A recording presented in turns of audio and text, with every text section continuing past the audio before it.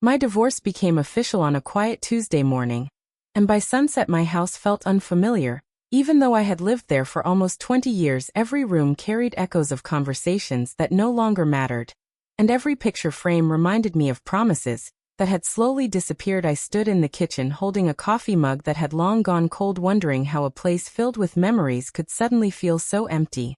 I was 54 years old, and I had always believed that hard work could solve almost anything. I had spent 3 decades building a career at the same manufacturing company, climbing from a junior supervisor to operations manager. My co-workers respected me, my employees trusted me, my boss often praised my reliability.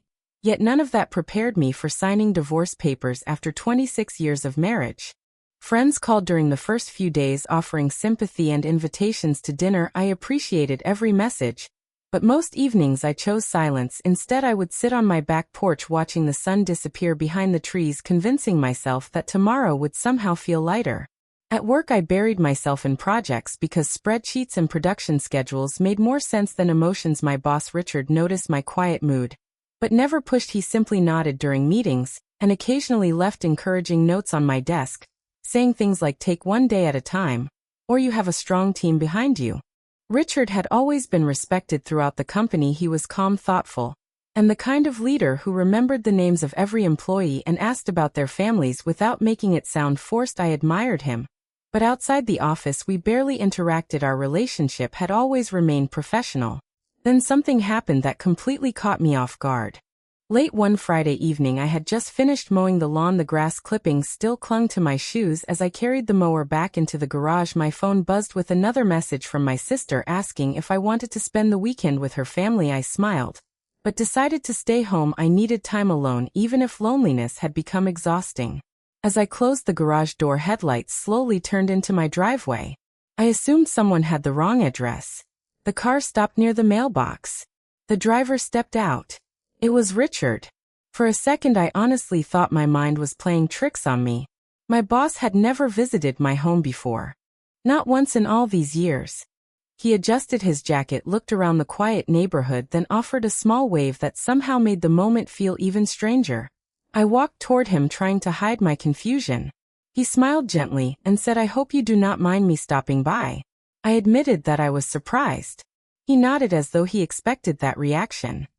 He told me he had been driving nearby after visiting an old friend, and decided to check on me because something about my expression at work had been bothering him all week. His honesty caught me completely off guard. Most managers would have sent an email, or maybe asked how things were going during office hours. Instead, he had shown up in person. I invited him onto the porch.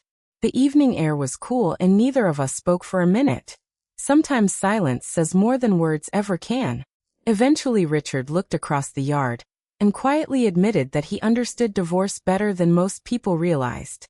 That surprised me because he rarely spoke about his personal life. In the office he was known as the steady leader who never seemed shaken by anything. I had assumed his life was nearly perfect. He slowly explained that 15 years earlier his own marriage had ended after 28 years. He said the hardest part was not signing papers. It was waking up every morning wondering who he was without the life he had built. Hearing those words from someone I respected made something inside me soften. For the first time since the divorce, I did not feel completely alone.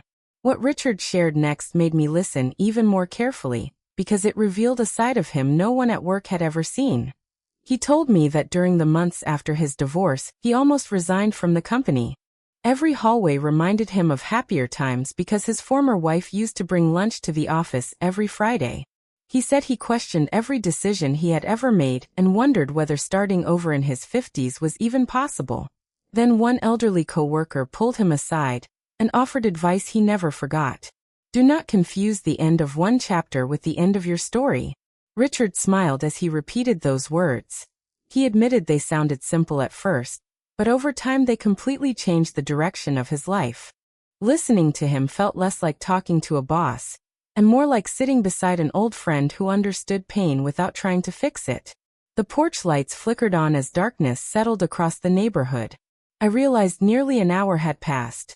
We talked about work, family, regrets, and the strange way life sometimes forces people to begin again when they least expect it. Before leaving, Richard stood near his car and handed me a small folded envelope. He said not to open it until tomorrow morning. I looked at the envelope, then back at him. He simply smiled, wished me a peaceful night, and drove away, leaving me standing in the driveway holding something that suddenly felt far heavier than paper.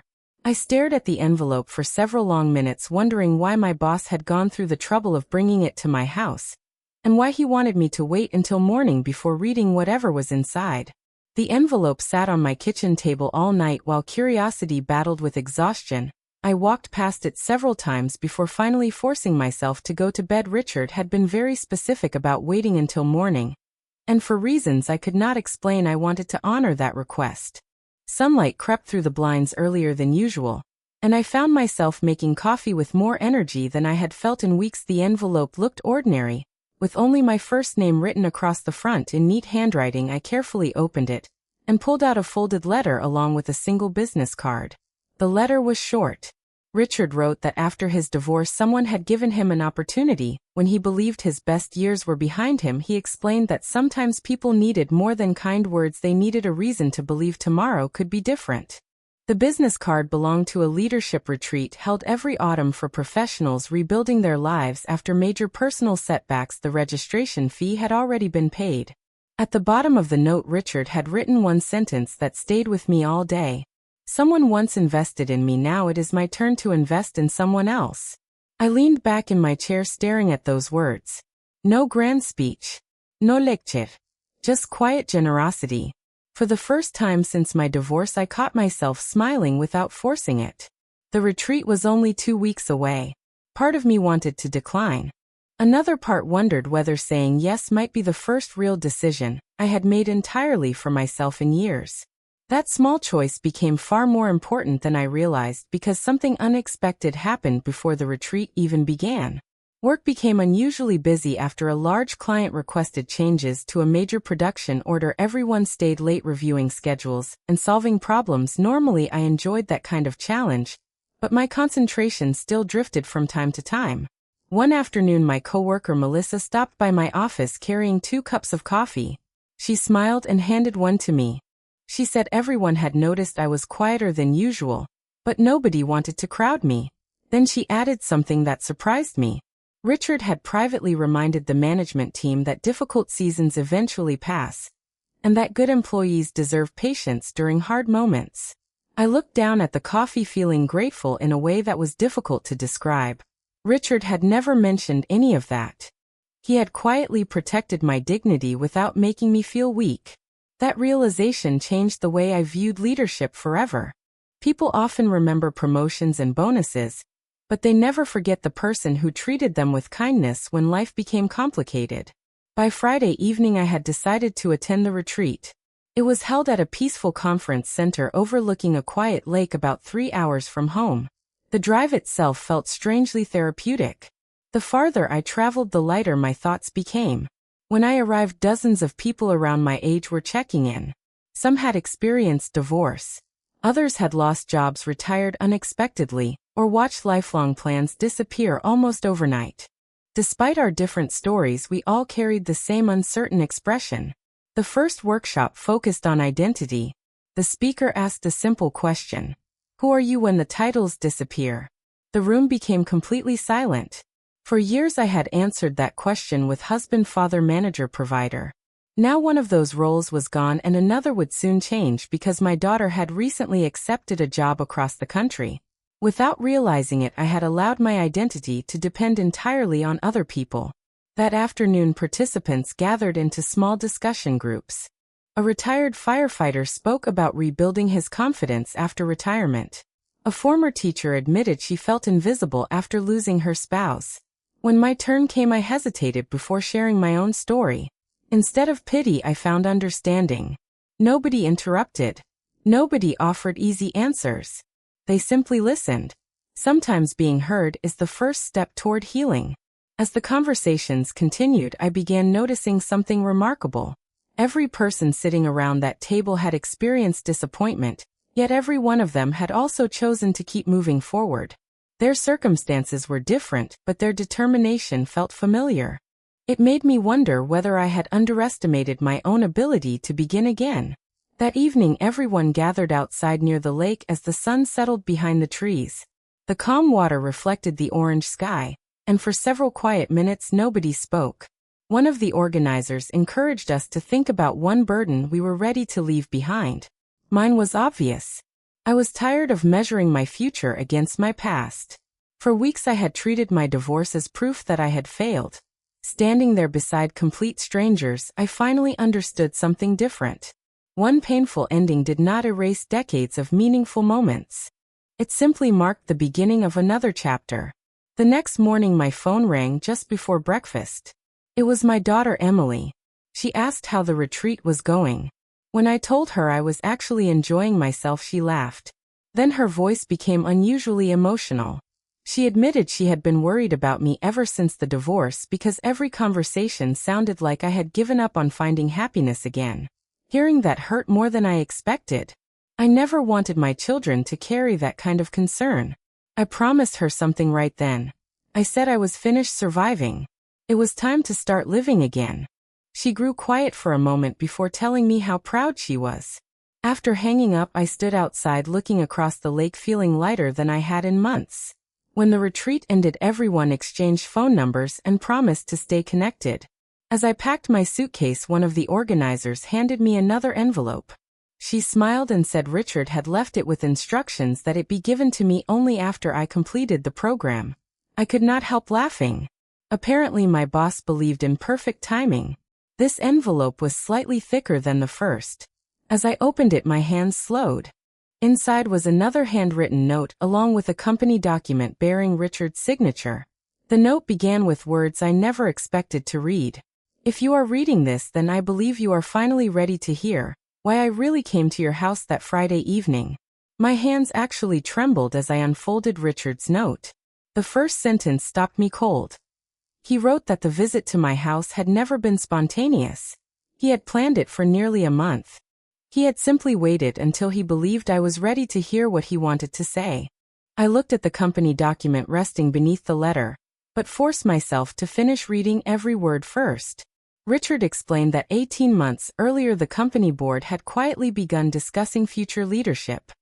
He had already decided to retire before the end of the following year, but he had refused to announce it until the right successor had been prepared. He admitted that several names had been considered. Mine had always been at the top of his list. I leaned back in the chair, unable to believe what I was reading. For years I had assumed I was simply doing my job. I never imagined someone had been watching my work that closely. Richard continued by saying leadership had very little to do with knowing every answer. It had everything to do with earning trust, especially when people were struggling. He reminded me of dozens of moments I had completely forgotten. Helping a new employee whose wife was recovering from surgery. Covering extra shifts so another manager could attend his father's funeral. Staying late to coach younger supervisors instead of taking credit for their work. He wrote that those moments mattered far more than quarterly reports. The promotion was never based only on numbers. It was based on character. I finally looked at the company document. It was an official offer naming me as the next director of operations once Richard retired. For nearly a full minute, I simply stared at the page. Just weeks earlier I had questioned whether my best years were already behind me. Now someone I deeply respected was telling me they might still be ahead. The timing felt almost impossible to understand. Losing one part of my life had made room for another opportunity one never saw coming. That realization stayed with me throughout the drive home. Every mile seemed to erase a little more of the heaviness I had carried since the divorce. When I pulled into my driveway, the house looked exactly the same. The paint had not changed. The porch was still quiet. The trees still swayed in the afternoon breeze. Yet somehow it no longer felt like the place where everything had ended. It felt like the place where something new could begin. The following Monday I walked into the office with a different posture. Nothing around me had changed, but my perspective had. People smiled as I passed through the hallway.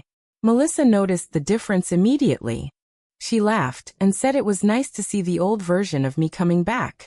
I smiled and answered that maybe it was not the old version. Maybe it was someone a little wiser.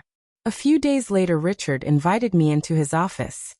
He closed the door and pointed toward the chair across from his desk. For several seconds neither of us spoke. Then he smiled. He asked whether I had read everything. I nodded.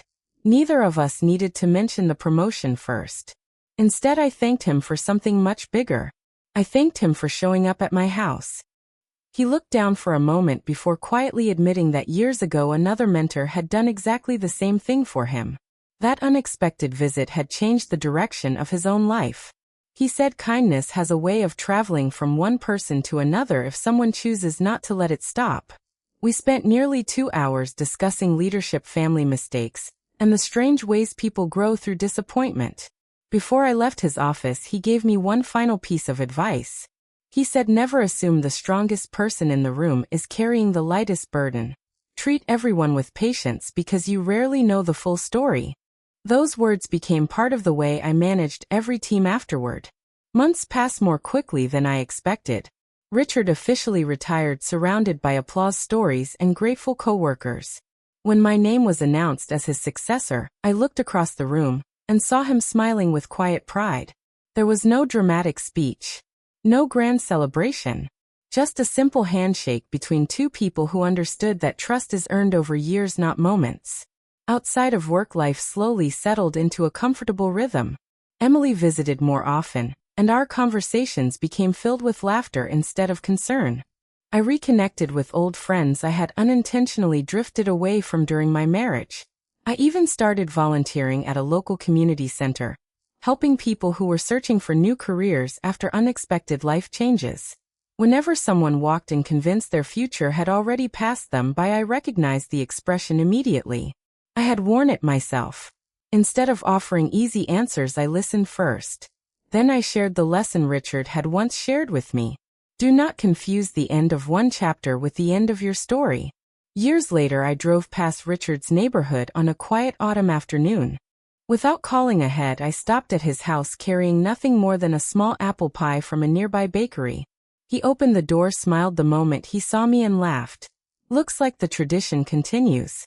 We sat on his porch talking about family, retirement, work, and the surprising turns life can take. As the sun began to set, I realized something that had taken me a long time to understand. The greatest gift Richard ever gave me was never the promotion. It was reminding me that people can help rebuild a life simply by showing up when someone feels forgotten. My divorce had once seemed like the closing sentence of my life. Instead, it became the first page of a story I never would have written for myself, but one I will always be grateful to have lived. The end.